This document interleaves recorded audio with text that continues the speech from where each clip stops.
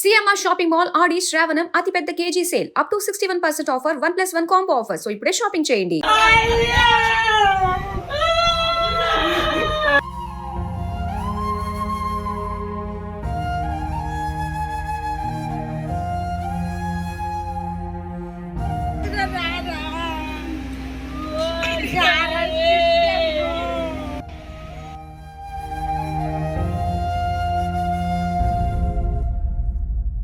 ఒక్క రోకలి బండ దెబ్బ ఓ భర్త ప్రాణం తీసింది. ఆ రోకలి బండ పట్టుకుంది ఎవరో కాదు, అతని భార్య. అవును, మీరు విన్నది నిజమే.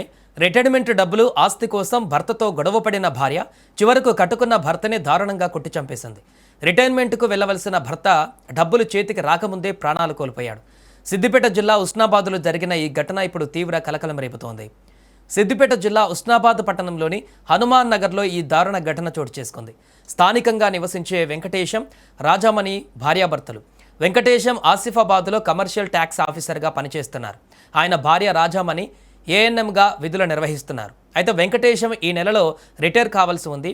దీంతో ఆయనకు వచ్చే రిటైర్మెంట్ డబ్బులు, కుటుంబానికి సంబంధించిన ఆస్తి విషయంలో భార్యాభర్తల మధ్య కొంతకాలంగా గొడవలు జరుగుతున్నట్లు సమాచారం. ఈ క్రమంలోనే మరోసారి ఇద్దరి మధ్య మాట పెరిగింది. రిటైర్మెంట్ డబ్బులు, ఆస్తి విషయంలో జరిగిన గొడవ తీవ్ర స్థాయికి చేరింది. దీంతో తీవ్ర ఆగ్రహానికి గురైన రాజమణి ఇంట్లో ఉన్న రోకలి బండతో భర్త వెంకటేష్ పైన దాడి చేసినట్లు తెలుస్తోంది. ఈ దాడిలో వెంకటేశం తీవ్రంగా గాయపడి స్పాట్లో మృతి చెందాడు.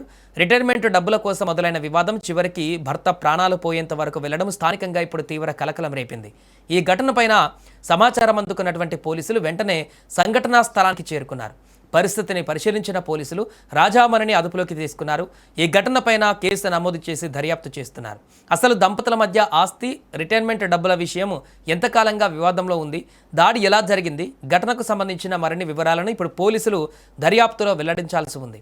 ఒక కుటుంబంలో డబ్బులు, ఆస్తి విషయంలో మొదలైన గొడవ చివరకు ఓ వ్యక్తి ప్రాణాలు కోల్పోయే స్థాయికి చేరింది. ఈ ఘటన ఉస్నాబాద్లో ఇప్పుడు తీవ్ర చర్చనీయాంశంగా మారింది.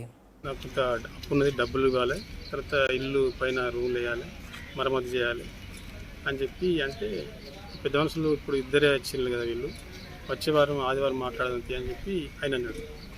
అన్న తర్వాత మాట పెరిగి ఈమె రాజమని నూకేసి అటువంటి లోకల్ బండి ఉంటే తీసి తల మీద తలవాలి హాస్పిటల్ తీసుకెళ్ళి ఎక్కడ చనిపోయాడు? కర్మాల మెడికవర్ హాస్పిటల్ తీసుకుపోయి ట్రీట్మెంట్ జరిగింది. కానీ అసలు మా పల్స్ అది పడిపోయిందట. రిటర్న్ ఇక్కడికి తీసుకొచ్చి ఉస్నాబాద్ హాస్పిటల్, గవర్నమెంట్ హాస్పిటల్. నాకు కొంత అప్పు ఉన్నది, డబ్బులు కావాలి.